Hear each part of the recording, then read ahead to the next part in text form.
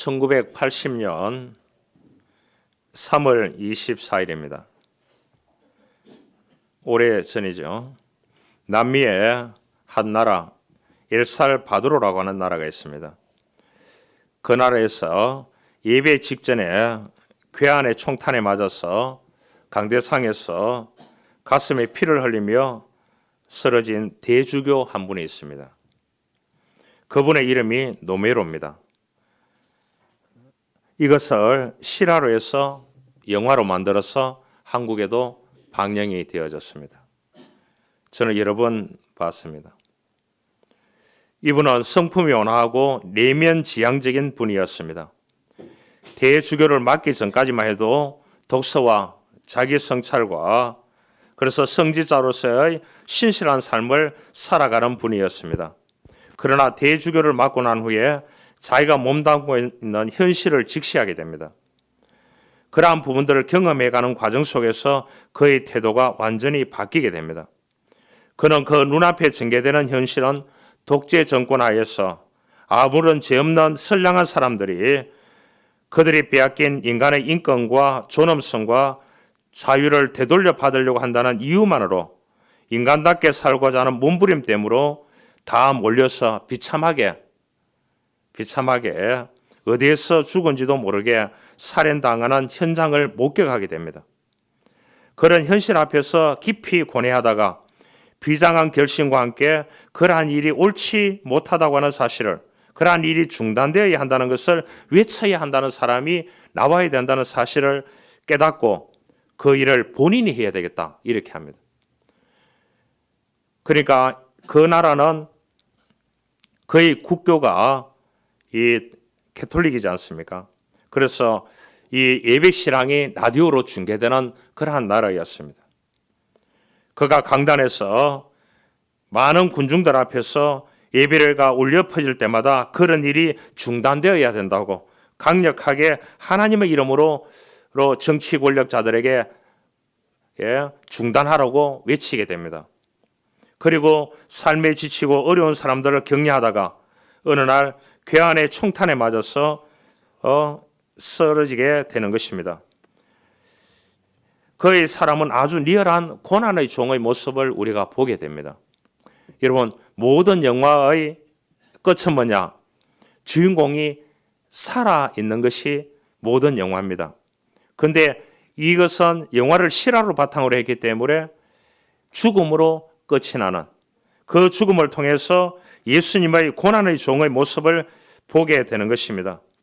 고난의 종은 너무나 오늘 이 본문에서 초라하게 오셨지만 예수님은 능력의 종입니다. 그분이 우리를 지지하고 우리를 이 땅에서 대변하고 우리를 돕고 인도하고 계시는 분이 예수 그리스도인 줄 믿습니다. 그렇게 우리는 믿음으로 살아가는 것입니다.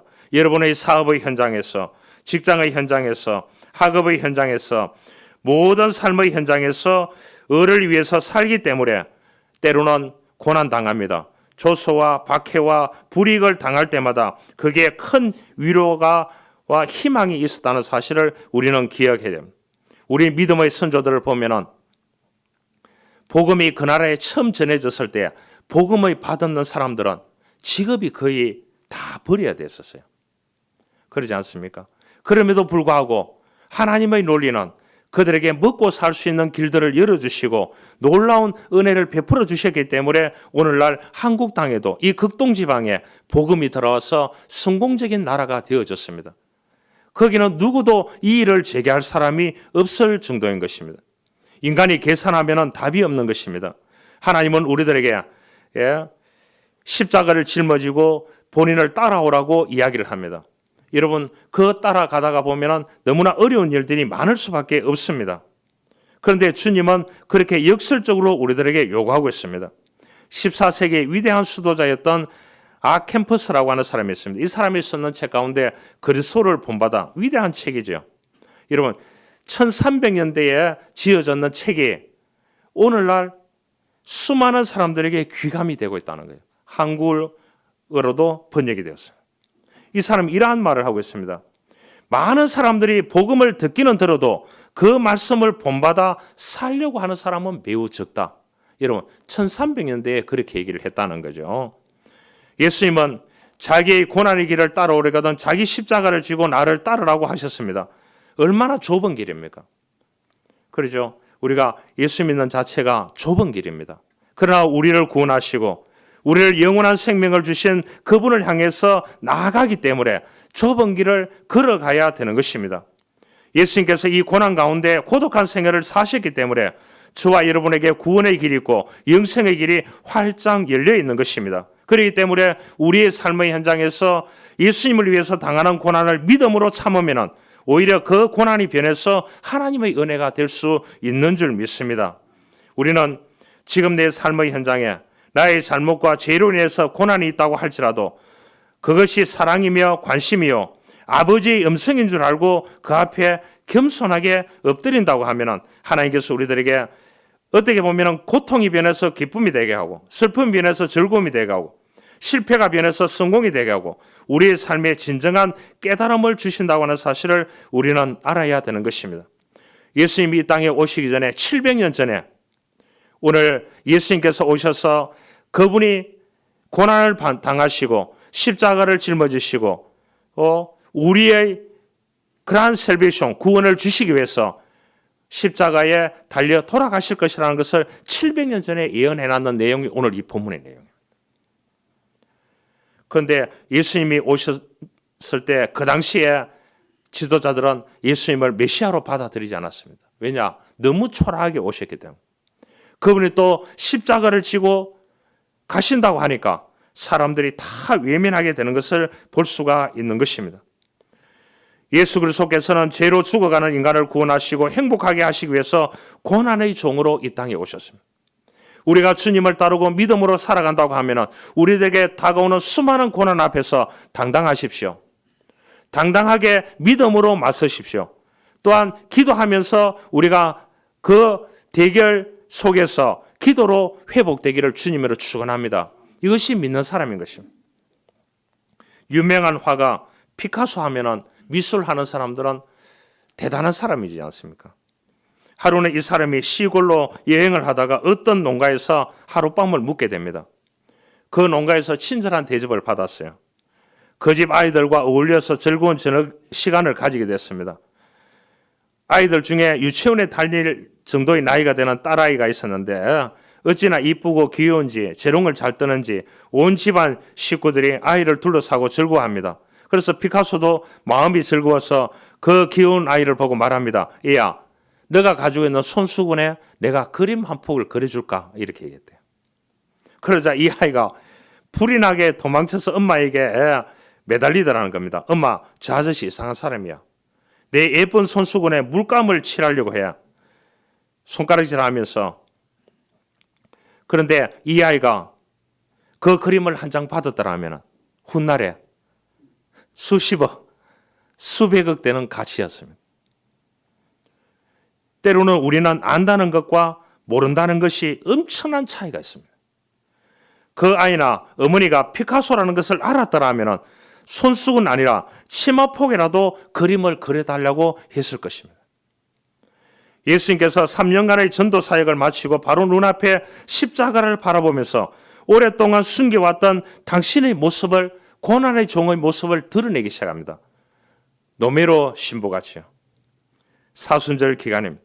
예수님께서 당시에 메시아 되심을 증거해 보여주셨건만 저들은 미칠 생각하지 못했습니다. 그래서 예수님은 십자가를 지심을, 그 십자가의 길을 가야 된다. 그래야 인간을 구원한다는 그 사실을 이제 드러내기 시작합니다. 드러내니까 어떻게 됩니까? 수많은 고난이 따를 수밖에 없는 것입니다. 서양격언에 이런 말이 있습니다. 냇물에서 돌들을 치워버리면 냇물은 노래를 잃어버린다고 했습니다. 사람이 존재하는 곳에는 그 어디 있으나 정신적이든 육체적이든 고통이 따르게 되어 있습니다. 지난주마도 매스컴이나 제가 신문을 늘 보는데 신문을 보더라도 어머니가 딸을 죽이고 본인이 극단적인 선택을 하고 일가족 5명이 극단적인 선택을 하고 그 아버지가 다 죽이고 마지막에 자기 극단적인 선택. 이런 사건들이 너무나 많은 시대 속에서 살아가고 있습니다. 사람이 존재하는 곳에는 정신이든 육체든지 고통과 고난과 무너짐과 좌절과 아픔이 있는 그러한 생이라는 사실을 우리가 알게 될 수 있는 것입니다. 키르케고르는 그런 말을 했습니다. 나는 고통한다. 그러므로 다시 존재한다고 했습니다. 사람은 항상 이 두 가지가 병행되면서 존재하면서 살아가는 것입니다. 예수님도 우리를 구원하시기 위해서 십자가를 짊어져야 되겠다는 이 사실을, 메시아라는 것을 드러내는 그 순간에 뭡니까? 수많은 고통과 고난, 십자가를 져야 되는 그러한 아픔이, 그 고통이 기다리고 있었지만 주님은 그 십자가를 거부하지 않고 그 길을 걸어가게 되는 것을 볼 수 있습니다. 인간은 회피 중독 성향을 가지고 있습니다. 남자일수록요. 어떻게 보면 여성분들이 굉장히 대범합니다. 이 관계의 지향적인 삶을 살기 때문에요. 그래서 타인을 위해서 희생적입니다. 타고날 때부터 가지고 있는 이 특질이라는 게 있습니다. 사람마다. 남자의 특질은 뭐냐? 분리하면 회피 중독 성향이 있습니다. 모르쇠를 일관하고 기피하고 회피하고 그렇게 하는 것을 볼 수 있습니다. 여러분, 사람은 성장하고 성숙하고 믿음도 그 사람이 자라라고 하려고 하면 사람은 이 두 가지가 병행되어야 됩니다. 고통과 존재라고 하는 것. 어떤 사람이 일을 하다가 피곤해서 밤나무 밑에 잠시 누웠는데 이때 갑자기 머리를 스쳐가는 의문점이 생겼습니다. 왜 하나님께서는 아름다운 이 밤나무에는 조그마한 밤이 열리게 하셨을까? 이 새끼손가락보다 가는 호박 능쿨에는 큰 호박이 열리게 되었을까? 그래서 하나님께 물어보는 겁니다. 하나님, 내가 보니까 내가 하나님이라면 이 새끼손가락만한 호박 능쿨에 밤만한 그 호박이 달리게 하고 아름다운 이 밤나무에는 호박만한 밤이 열리게 할 텐데 왜 하나님은 호박만한 이 그러한 부분을 이 줄기에서 나오도록 하느냐고. 그렇게 이제 하나님께 잠시 불평을 했습니다. 불평하는 동안에 코를 고고 잠을 잤어요. 잠을 자는데 갑자기 딱 하는 소리 났어요. 뭐가 맞았다고? 밤이 떨어져가 맞았는 거예요. 그래서 무릎 꿇고 기도했답니다. 하나님 감사합니다. 밤이 호박이었더라면 내 머리가 박살났을 텐데 하나님 밤을 작게 만들어 주셔서 감사합니다. 여러분, 난관은 누구에게나 있습니다. 산 사람에게는 없을 수가 없습니다. 여러분, 고난이 오면은 생생하게 덤벼야 되는 것입니다. 이겨내야 되는 것입니다. 무엇으로? 믿음으로, 기도로, 말씀으로 우리가 십자가로 이겨내야 되는 것입니다. 주님은 십자가를 예배하셨습니다. 이 능력은 십자가에 있습니다. 십자가는 영광이 아니라 희생이었습니다. 항상 십자가를 생각하는 그리스도인이 되어져야 되는 것입니다. 우리가 십자가를 사랑하고 그 십자가를 의지하고 십자가를 지고 주님을 따르는 것이 그리스도인의 본분이라는 사실을 알아야 되는 것입니다. 어떤 가정에 첫 아이를 낳았는데 기다리는 딸이 아니었습니다. 정상적인 아이가 아니었습니다. 이 아이는 자라면서 정상적인 아이로 자라지 않았습니다. 그러니까 그 가족에게는 또한 친인척들에게는 십자가였습니다. 그래서 될 수 있는 대로 그 아이를 노출시키지 않으려고 했습니다. 숨겨두고 다른 곳으로 보내기도 했습니다. 그런데 어느 날 남편이 되는 분의 성경 말씀을 읽는 가운데 새로운 변화를 체험하게 됩니다. 그분의 간증입니다. 이제서는 저 아이의 손목을 잡고 부끄럼 없이 산책을 할 수 있습니다. 그 한마디가 어떻게 보면 새로운 희망과 기쁨을 체험하게 해 주셨습니다. 인생이란 삶의 구석구석에 이와 같이 가슴을 도려내는 고독이 있고 괴로움이 있고 아픔이 있습니다. 자기 스스로의 싸움이 삶의 광장에서 전개되기도 합니다. 그래서 칸트는 이것을 뭐냐? 심미적인 싸움이라고 했어요. 우리가 죽을 때에 이 심미적인 싸움을 끝없이 해나가야 되는 우리는 믿음의 사람들이라는 것을 알아야 되는 것입니다. 제가 자랄 때만 하더라도 자식이 많으면 바람 잘 날 없다. 이 말이 뭔지는 전혀 몰랐습니다. 그러잖아요.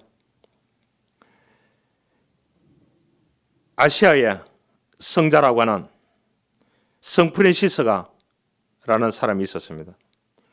워낙 이 사람이 방탕한 삶을 살다가 이분이 주님을 만나고 남은 생애를 하나님을 위해서 바쳤던 그러한 사람이죠. 가는 곳마다 복음을 전했던 그러한 사람입니다. 그래서 한 제자가 꿈을 꿨는데 이 천국을 보여줬는 겁니다. 그런데 한 자리에 보니까 너무 아름다운 자리예요. 정말로 요한계시록에 나오는 검은 보석으로 단장된 하나님의 나라의 그 아름다운 자리가 있는데 하나님 이 자리가 누구 자리예요? 하니까 너희 스승 성 프란시스다 그렇게 얘기하더라고요. 그래서 이제 질투심도 나고 했는데 깼습니다. 환상에서 깼는데 그래서 자기 스승에게 바로 찾아갔습니다. 선생님은 어떤 사람이라고 생각합니까? 그렇게 물어보니까 그렇게 얘기했습니다. 나는 악한 사람 가운데 세상에서 가장 악한 사람이다. 그렇게 얘기하는 제자가 새빨간 거짓말입니다. 가면과 이선입니다. 그렇게 얘기하니까 성 프란시스가 그런 말을 했습니다. 자네 그것은 몰라서 하는 소리야. 내가 하나님께로부터 받은 많은 사랑과 은혜를 입었기 때문에 오늘 있네. 내가 예수 믿기 전에 악의와 불의와 교만과 탐욕스러움과 이것으로 있었더라면 나는 그야말로 지옥형의 인생이었네. 그런데 하나님을 만나고 하나님께서 나에게 무조건 사랑과 은혜를 부어주셨기 때문에 오늘 이렇게 살아가고 있네.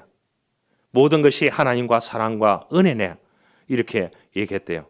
그러니까 이 제자가 정말로 스승님은 내가 그 꿈속에서 봤는데 천국을 봤는데 너무나 선생님이 아름다운 생애를 살아가고 있다는 것을 제가 그 꿈속에서 하나님의 나라를 구경하면서 하나님께서 말씀하셨다고 그렇게 얘기했다고 했습니다.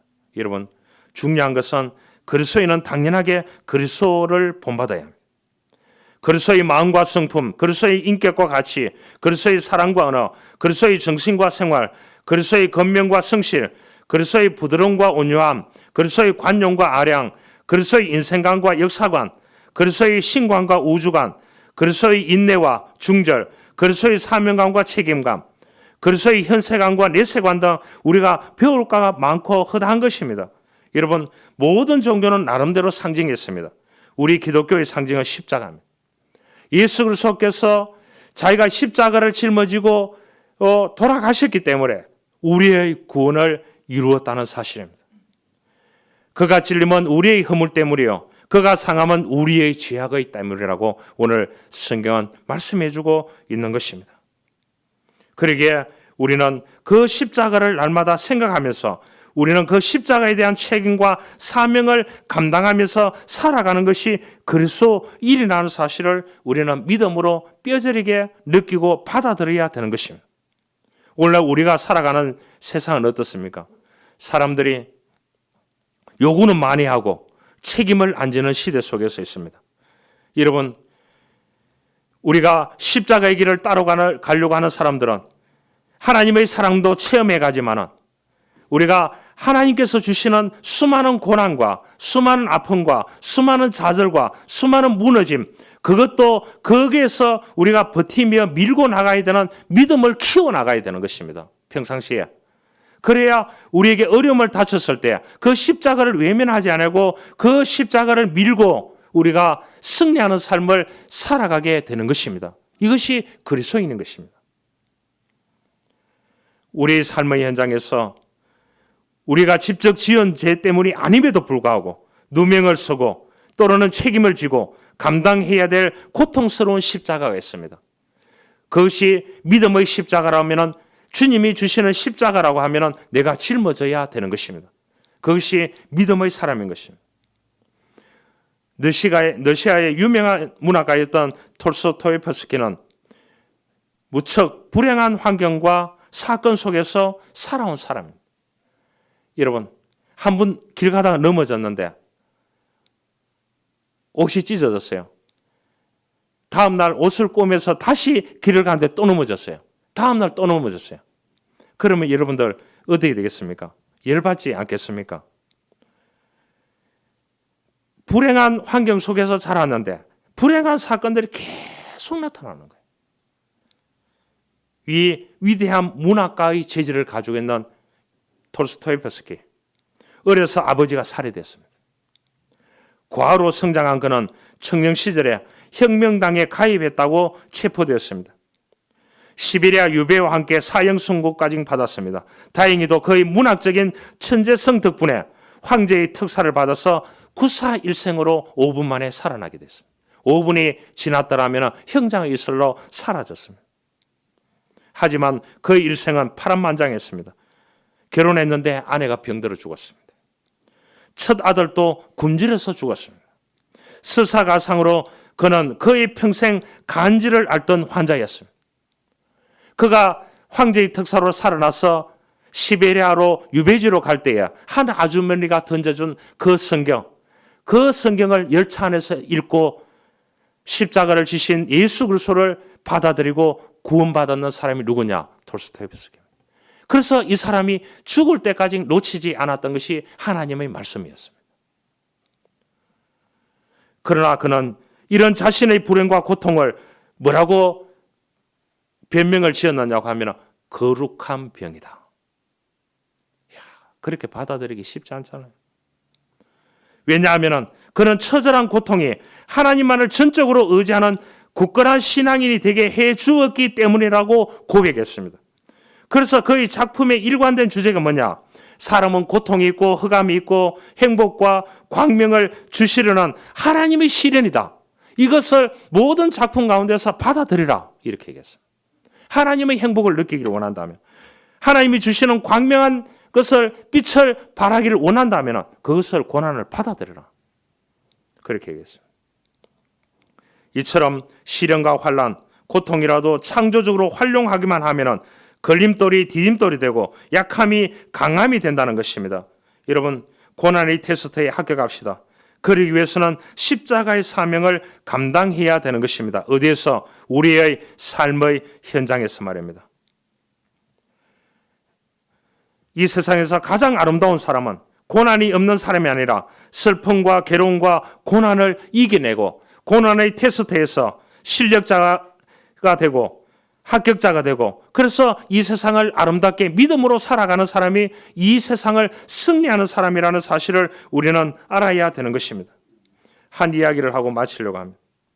이민교 선교사님이 쓴 복음의 빚진 자라는 책이 있습니다. 이민교 선교사님인데요.